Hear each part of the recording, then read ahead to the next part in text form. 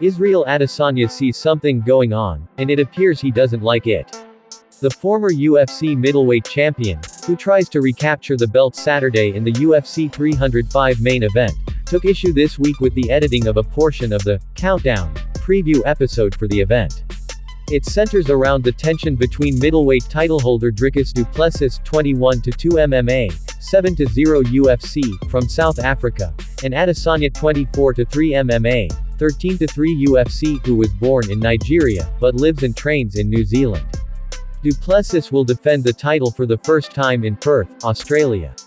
In one part of the segment, produced and released by the UFC, Adesanya is shown at a UFC 305 pre-sale news conference responding to a question about Du Plessis' claim he's the UFC's only true African champion since he was born and trains in South Africa and hasn't left the continent for other opportunities. When run back against the original press conference footage, the "Countdown" portion has edited out Adesanya's mention of what he calls the "Three Kings" from Africa, all former champions, Francis Ngannou, Kamaru Usman and himself. In the edited version, the "Three Kings" reference is gone and Ngannou's mention has been wiped out.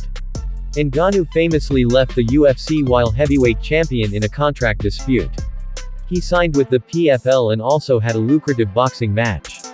Later this year, he'll headline a PFL pay-per-view against Renan Ferreira.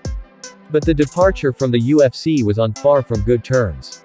The UFC and CEO Dana White have been careful, it seems, to not mention much about Ngannou, if anything at all.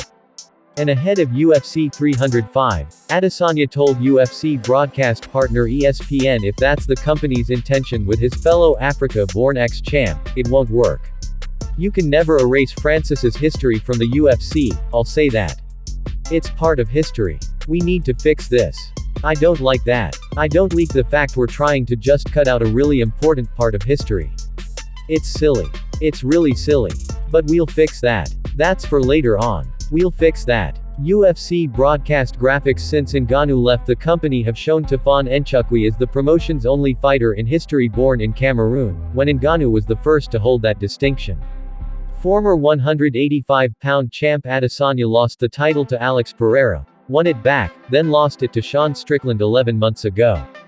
Du Plessis outworked Sean Strickland to win the belt to become the UFC's first champion from South Africa in January. But Saturday, a win for Adesanya, and he's a slight betting favorite, would make him a three-time middleweight champion.